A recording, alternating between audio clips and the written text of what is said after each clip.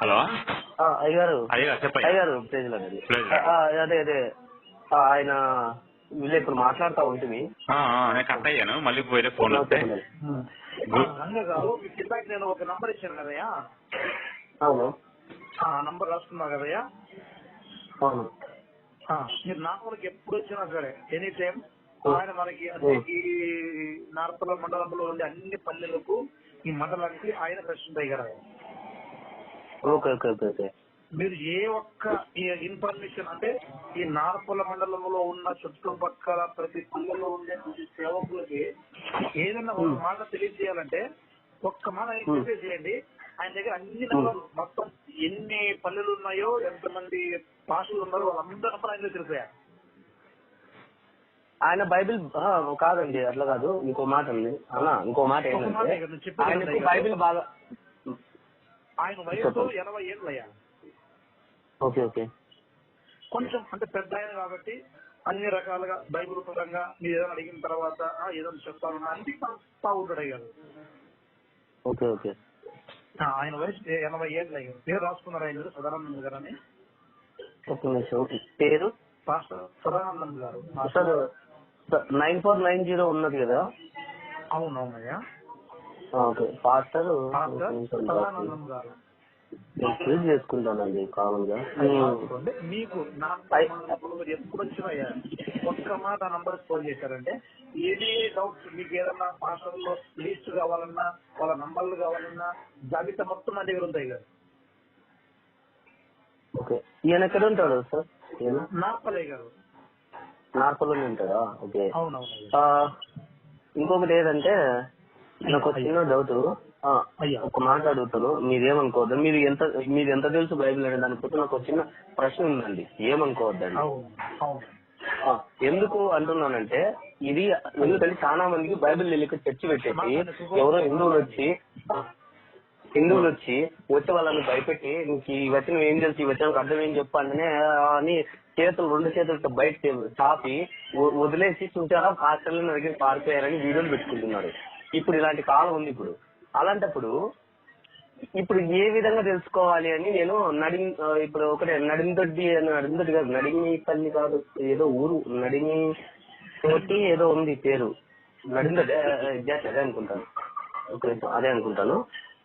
అక్కడ అంతే ఆయన ఎవరో గాని ఆయనకి ఏమీ తెలియదు, అసలు బైబిలే తెలియదు. అవునండి రాసుకున్నాను. కాకపోతే ఏమంటే ఆయనకు బైబిలే తెలియనప్పుడు నేను ఒక ప్రశ్న అడుగుతాను, చూద్దాం అనేసి నేను అడుగుతాను. ఎందుకంటే నాకు ఈ అయ్య గారు ఇప్పుడు మన లైన్ లో ఉన్నారు కదా, మన జల్లాబు అయ్య గారు నన్ను ఏమన్నారంటే ఓపెన్ గా ఏం చెప్తారంటే, మీరు ఏదన్నా గానీ అనుకూలం బట్టి గానీ మీరు వెళ్ళి వాళ్ళని కనుక్కోండి, వాళ్ళకు తెలియకుంటే తెలియజేయి, లేదంటే లేదు, వాళ్ళు ఏం చెప్తున్నారో మీరు ఒకసారి చూడండి అన్నారు. నేను ఆదివారమే వస్తున్నాను, వచ్చినప్పుడు మీ చర్చికి కూడా వచ్చింది నేను ఆదివారమే అండి. కాకపోతే ఏమంటే ఆదివారం మీరు రెండు లోపల, నేను ఒక్కటే సడన్ గా పొద్దున్నే మీకు ఈ చర్చికి రాలేను కదా, అవన్నీ చూసుకొని రావాలి. వచ్చాక నాకు 3:30 అయింది. పాస్టర్ గారు కాదండి, నేను విశ్వాసం. ఆయన ఇప్పుడు మాట్లాడుతున్న ఆయన శిష్యుని, ఆయన రంజిత్, ఆయన ఓపిరి గారు అయ్యగారు ఉన్నారు కదా, ఆయన శిష్యుడు ఇయ్యనండి. ఇప్పుడు మాట్లాడుతున్న ఆయన అయ్యగారు. అట్లా అంతే. నేను ఈయన చెప్పిన సబ్జెక్టులను తీసుకొని ఈ విధంగా అంటారు తమ్ముడు అని చెప్పి అన్ని నీట్ గా చెప్తాడు అన్నారు, వివరిస్తాడు. అవన్నీ కొన్ని నేర్చుకొని నీట్ గా బైబిల్. నేనేమంటున్నానంటే ఆదివారం పూట అంటే చర్చిలలో మనం బిజీగా ఉంటాం కాబట్టి కార్యక్రమం ఆలోచన ఉంటుంది, ఫ్రీగా ఉన్నప్పుడైతే మాట్లాడుకోవచ్చు. మధ్యాహ్నం మీరు పెట్టరా? మధ్యాహ్నం మామూలు జనరల్ గా కొన్ని చోట్ల పల్లెల్లో కూడా ఆరాధన ఉంటాయి కదా, చిన్న పల్లెల్లో వెళ్తుంటాం. ఆదివారం కాకుండా మిగిలిన రోజులైతే ఏం కృపానం గారు మనం ఫ్రీగా కూర్చొని ఏదన్నా ఇలాంటి విషయాలు పంచుకొని బాగుంటుందని ఆలోచన. ఇప్పుడు మరి నన్ను ఇప్పుడు అయ్యగారు ఉన్నారు, అయ్యగారు ముందరే మిమ్మల్ని ఏదైనా అడగమంటారా, లేదా ఇవన్నీ వద్దు ఆయనతోనే సదానందం గారితోనే మాట్లాడానంటే ఆ పెద్ద ఆయన మాకంటే. Okay okay. ఇప్పుడు నార్పల్ల మండలంలోనే ప్రతి పల్లెకి సంబంధించి ఏ సమస్య వచ్చినా అందరూ ఆయన దగ్గరికి వస్తారయ్యా. ప్రతి ఒక్కరు ఆయన దగ్గరికి వస్తారు, సమస్య ఏదైనా వస్తే. ఒక 50 years అనుభవం లేదు, అనుభవం సేవలో ఉంది. ఆయన వయసు 80 ఏళ్ళు. Okay okay. అయ్యగారు లైన్ లో ఉన్నారు, ఒక నిమిషం. అయ్యగారు ఆ, జానయ్య గారు అదే ఇప్పుడు మన మిత్రుడు అయినటువంటి రంగ ఏదో కొన్ని ప్రశ్నలు అడుగుతాడు, మీరు కొంత సమాధానం చెప్పండి, దానికి మనం ముగించేద్దాం.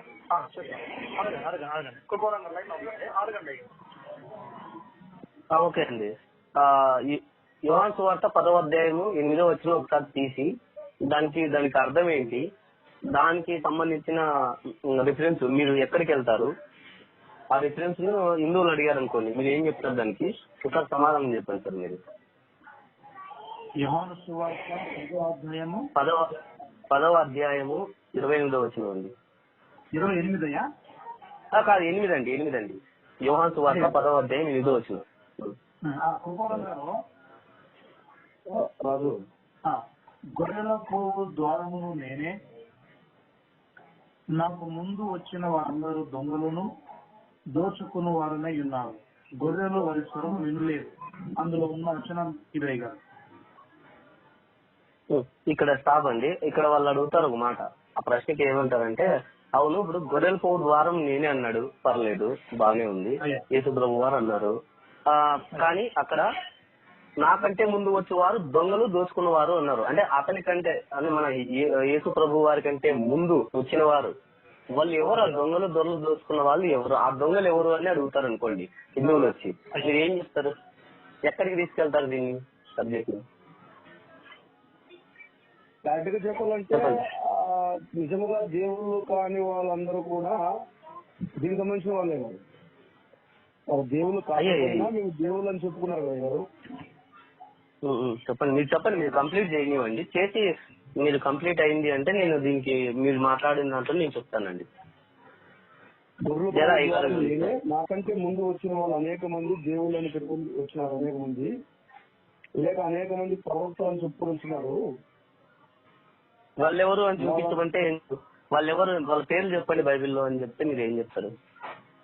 ఎక్కడికి వెళ్తారు? సార్ నేను ఒక హిందువుని అనుకోండి సార్, మీరు దయచేసి నన్ను అయ్యగారు ఈగారు అని పక్కన పెట్టి, నాకు అవన్నీ అవసరం లేదు. నాకు హిందువుని వచ్చి అడుగుతున్నాను ఒక ప్రశ్న అనుకోండి, హిందువుని ఎగ్జాక్ట్ గా నేను హిందువుగా ఇప్పుడు మారిపోతున్నాను అనుకోండి, ఇప్పుడు హిందువుగా అడగాలనుకున్నాను నిన్ను. ఎందుకంటే ఇలాంటి ప్రశ్నలు, ఈ విధంగా భయంకరమైన ప్రశ్నలు మన మీదకి తలెత్తున్నాయి, ఉగ్రవాదం కంటే అధ్వానంగా వస్తున్నాయి మన మీదకి. ఇట్లాంటి ప్రశ్నల్ని మనం ఎదుర్కొనవలసిన అవసరం ఎంతైనా ఉంది. అందుకోసం మీకు తెలియదు అనుకో, నేను హిందువే అనుకోండి. ఇప్పుడు యేసు అంటున్నాడు, నేను యేసు ప్రభు వారు కూడా అన్ను, ఎందుకంటే నా నోటికి అది రాదు, యేసు ప్రభు వారని అనాలి నేను. కానీ దయచేసి, ఎందుకంటే మీకు జాగృతం చేయాలి కాబట్టి నాకు తెలిసిన విధానంలో నేను చెప్పాల్సిన భాషలో మాట్లాడతాను. యేసు గారు అంటున్నారు ఒక మాట, ఏమంటున్నారు? గొర్రెల పోవు ద్వారములు నేనే, నాకంటే ముందు వచ్చేవారు దొంగలను దోచుకుని వారై ఉన్నారు అన్నాడు. ఆ దోచుకుని వారు, ఆ దొంగలు ఎవరు? ఒకటే గారు, ముందు వచ్చిన నిజముగా దేవుళ్ళు కాని వారు దేవుళ్ళు అని చెప్పుకున్న వాళ్ళు ఒకటి. రెండవది వాళ్ళ పేర్లు చెప్పండి సార్. అలా చెప్తే ప్రపంచం అంతా అదే వస్తారంగా. కాదండి, మీరు ఇదే అండి. అప్పుడు హిందువులు ఏమంటారంటే ఒక మాట అంటాడండి ఆయన, సర్లే అట్లా అయితే కనుక యేసు చెప్తున్నాడు కదా, ఇంతకు ముందు వచ్చిన వాళ్ళు దొంగలు దోచుకున్న వాళ్ళు అన్నారంటే, ఇప్పుడు అతనితో సమానంగా వచ్చిన వాళ్ళు ఎవరు? బైబిల్ ఎవరు చెప్పండి చూద్దాం. యేసుతో సమానంగా వచ్చిన వాళ్ళని హిందువు అడిగాడు అనుకోండి, మీరు ఏం చెప్తారు? సమానంగా వచ్చిన వాళ్ళు ఎవరు? యేసు క్యాడర్ ఎవరికి ఉంది బైబిల్లో చెప్పండి? ఎవరికి లేదా? యేసుక్రీస్తు వారి క్యాడర్ ఎవరికి ఉంది? ఆయన జన్మం గానీ ఎవరికి ఉంది? ఆయన లాంటి జన్మం ఎవరికి ఉంది? ఆయన లాంటి పరిశుద్ధుడు ఎవరున్నారు? లేదంటారా? ఇదే ప్రశ్నే వాళ్ళు అడుగుతారు. ఓకే అండి, ఓకే. ఇదే ప్రశ్న. ఆయన లాంటి ప్రత్యేకమైన జన్మము, ఆ జీవితము అంత ఎవరికి ఉంది? ఎవరికి లేదు. ఇప్పుడు ఉదాహరణకి యేసు ప్రభు వారు ఓపెన్ గా, యేసు ప్రభు వారు ఆయన చనిపోయి తిరిగి లేచాడు. ఓకేనా? దీన్ని నమ్ముతున్నావు కదా? నమ్మిన తర్వాత ఇప్పుడు ఆయన సత్యశరీరుడిగా వెళ్ళిపోయాడా, వెళ్ళిపోలేదా? అది చెప్పండి మీరు. ఎట్లండి? సత్యశరీరుడిగా అంటే శరీరంతో శుద్ధ వెళ్ళాడా, శరీరం పాత పెట్టబడిందా చెబుతారనుకోండి, అప్పుడు ఏం చెప్తారు మీరు? అంటే సత్శరీరం అంటే మీకు తెలియదా? అంటే శరీరంతో శుద్ధ వెళ్ళాడా? మీకు సరిగ్గా రావట్లేదండి రంగ గారు. సత్శరీరం అంటారండి. సత్శరీరుడు అంటే ఏంటి? ఆయన శరీరంతో శుద్ధ వెళ్ళిపోయాడా లేదా శరీరం అంటే ఇప్పుడు యేసు ప్రభు వారు శరీరధారి అంటే శరీరంతో పోలేదు పరలోకానికి, అంతేనా మీరు చెప్పేది? అయ్యగారు సమాధి చేయబడినప్పుడు శరీరంతోనే చేయబడ్డాడు. అవును. తర్వాత తిరిగి లేచినప్పుడు ఆ శరీరము మహిమ శరీరంతో లేపబడింది. ఇప్పుడు శరీరంతో వెళ్ళాడా? మరి శరీరంతోనే వెళ్ళాడు కదా అంటున్నా నేను కూడా చెప్పేది. ఆ మట్టి శరీరమే మహిమ శరీరం అయింది కదా తిరిగి లేచినప్పుడు. కాదా కదా? అందుకే కదా మర్త్యమైనది అమర్త్య ధరించుకున్నాడు కొరింథీ పత్రికలో గారు. వాళ్ళు అంటారు కొరింథీ రాసిన పత్రిక పౌలు రాశాడు అని చెప్తారు. సర్లే, పౌలు రాసినప్పుడు మన పరిశుద్ధాత్మ మనకు రాసిండేది ఇది. నీకు ఇంకో చిన్న డౌట్ ఏంటంటే, ఇప్పుడు హనుక్ అని ఉన్నాడు బైబిల్లో, ఐడియా ఉన్నాడు మీకు హనుక్? బైబిల్లో ఎవరు హనుక్ అంటే ఎవరు? ఓకే, రైట్ అండి. బానే మీరు బైబిల్ బానే. అవును. ఇప్పుడు దేవునితో నడిచిన వ్యక్తి హనుకు ఆయన సశరీరంతోనే వెళ్ళిపోయాడు. అవును. పోనీ హనుక్ తర్వాత ఇంకెవరు వెళ్ళాడండి? ఏలియా ఎలా వెళ్ళాడు? సుడిగాలి చేత ఆరోహణం అయ్యాడు. అప్పుడు యేసు చెప్పిన వచనాల ప్రకారంగా గొర్రెల పోవు ద్వారం నేనే, నాకంటే ముందు వచ్చేవారు దొంగలు దోచుకునేవారు అన్నారంటే, అప్పుడు అతని క్యాడర్ ని తీసుకొని అక్కడ వీళ్ళు అడుగుతారా? లేదంటే అలాంటి ప్రవర్తన పేర్లు ఎవరో చూపించారు. పోనీ యేసు ప్రభు వారు ప్రవర్త కదా, ఆయన దేవుడు. అలాంటి దేవుడు బైబిల్లో ఎవరో చూపించండి అని అడుగుతారు. ఎందుకంటే యేసు ప్రభు వారు ఒకటే మాట అన్నారు, గొర్రెల పోవు ద్వారం నేనే, నాకంటే ముందు వచ్చేవారు అన్నాడు. అంటే నాకంటే ముందు వచ్చిన వాళ్ళంతా అన్నారు. అంటే ఆయన కంటే ముందు వచ్చిన వాళ్ళు ఎవరు అని అడుగుతారు.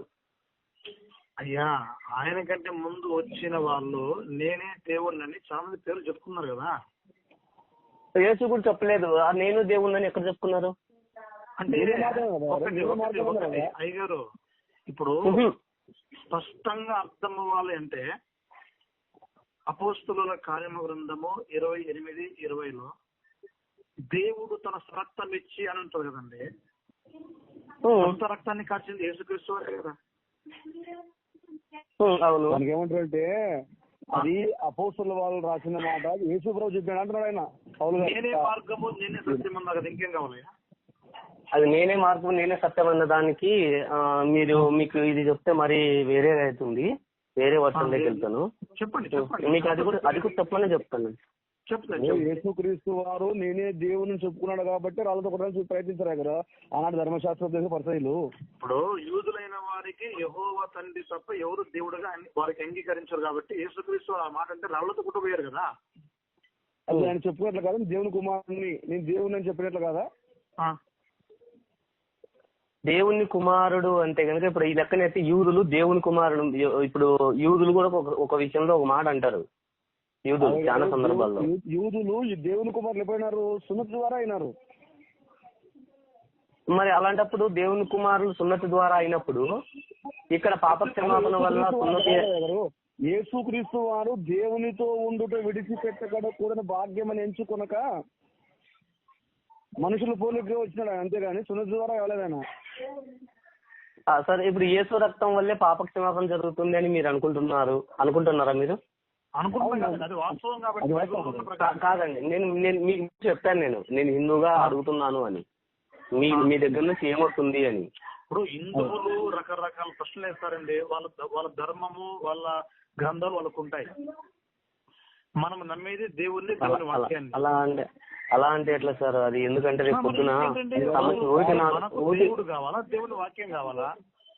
దేవుని వాక్యం దేవుడుగా అట్లా కాదండి, దేవుని వాక్యం కావాలి. మనం వాక్యం ఏం చెప్పాడు, వాక్యం ఏం చెప్తుంది, యోహాను సువార్తలో వాక్యం ఏం చెప్తుంది? వాక్యము దేవుని యొద్ద ఉండును అని వాక్యం చెప్తుంది. ఆ వాక్యం మనకు ఆయన కావాలి. కానీ ఏమంటే ఇంకోటి, హిందువులు ఈ విధంగా ఎట్లా అయిపోయినారంటే చాలా వరకు అవేర్నెస్ ఎక్కువ పెరిగిపోయింది హిందువులు. అసలు మ్యాటర్కి వచ్చేయండి, అసలు మీరు ఏం చెప్పాలనుకున్నారు, ఏమనుకున్నారు? అయ్యారు ఇప్పుడు నేను అనుకున్నాను గొర్రెల పోవు ద్వారం నేనే, మీరు ఇంకా నాకు అది క్లారిటీ ఇవ్వలేదు. ఏమన్నారంటే చెప్పండి.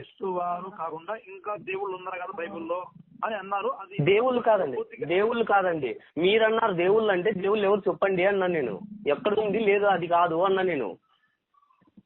అది కాదండి తప్పు, మీరు మాట్లాడేది పొరపాటు అనే రకంగా నేను అది కాదు ఆగండి అని అన్నానండి. ఒకటేంటంటే దేవుని దాన్ని మీరు పూర్తి చేయండి. దాన్ని పూర్తి చేయండి రన్నగారు. దాన్ని పూర్తి గొర్రెలు పోలు ద్వారం నేనే అన్నారు. నాకు ముందుగా వచ్చిన వారందరూ దొంగలు, దోచుకున్న వారు. అది పూర్తి చేయండి మీరు. రంగ గారు, ఆ దోచుకున్న వారు ఎవరో మీరు చెప్పండి. మేము ఒకవేళ మాకు తెలియకుండా నేర్చుకుంటాం. నేర్చుకుంటాం కదా, మీరు చెప్పిన తర్వాత చెప్తానండి. మీరు ఎందుకంటే మీరు క్లారిటీ రావాలి నాకు. మీకేం తెలిసింది అని.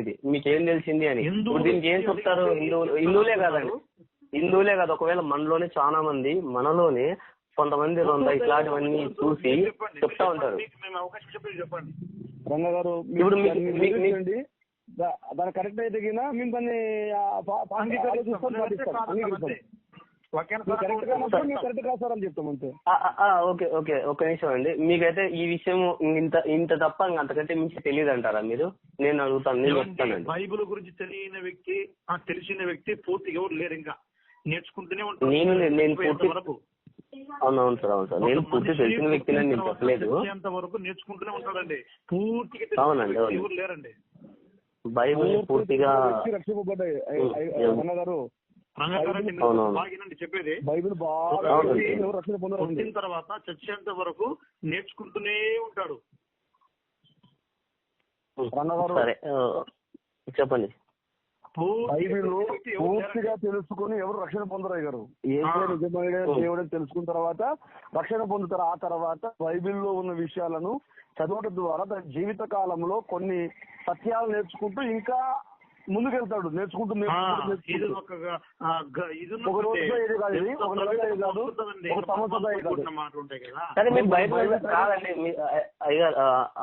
ఒక నిమిషం అన్న, మీరు బైబిల్ అంతా చదివారు కదా, మీరు చదివిన దాంట్లో మీకేమర్థమైంది?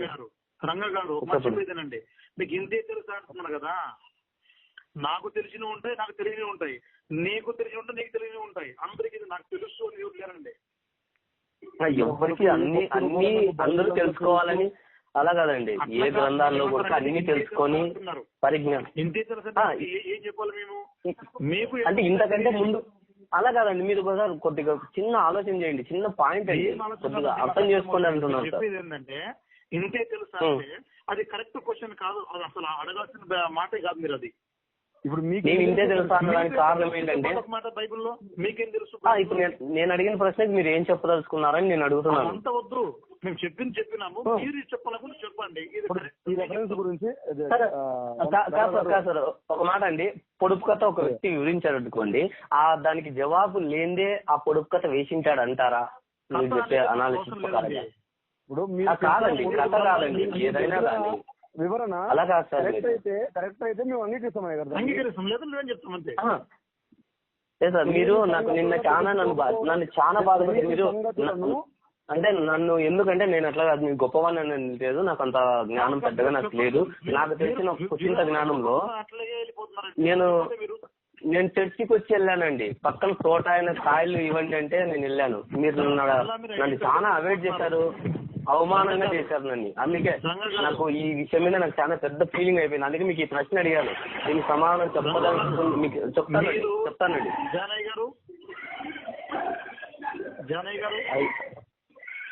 అయ్యారు ఉన్నారా? అయ్యగారు లేరండి, కట్ అయ్యాడు.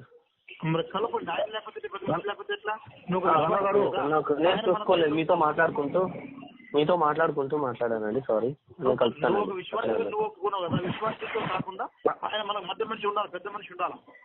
లేదు ఆయన కట్ అయినట్లున్నాడు, ఎప్పుడు కట్ అయ్యాడు కూడా నాకు తెలీదు. చెప్పండి సార్. రంగ గారు, హలో చెప్పండి సార్, వాయిస్ వస్తుంది, చెప్పండి. నిన్న మీరు తోటలో పోయినప్పుడు ఏమన్నారు తోటలో వాళ్ళు? ఎవరు? ఆడ చర్చి పక్కన తోట ఉందన్నారు కదా, తోట పోయినప్పుడు ఏమన్నారు? తోటలో వాళ్ళు నేను తోటలోకి వెళ్ళి మీతో మాట్లాడుతున్నానండి. ఆయన చెల్లె తీసుకుని మాట్లాడాను ఫస్ట్.